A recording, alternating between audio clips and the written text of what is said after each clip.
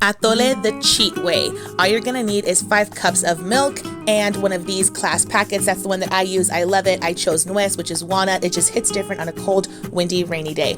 You are going to use 1 cup and add the mixture to make somewhat like a slurry. Make sure you mix it really well to prevent clumping. And then you are going to add that to 4 cups of milk that has been heating up on the stove. You are then going to use your whisk to give it a good mix. After you've done that, lower the heat and then add sugar to taste. This is a pretty decent sized spoon, so I started out with 2 and then give it a good mix again. And it was then that I realized that 2 wasn't sweet enough for me, so I added a 3rd, but it is sweetened to your liking. You can add as much or as little sugar as you'd like. Then turn off the heat and you're going to be left with a nice thick consistency like so. For people who have never had atole and say that this consistency looks very similar to a champurrado, you are correct. That is because champurrado is known as chocolate atole. But there are a variety of flavors that you can choose to make this delicious corn and masa based beverage.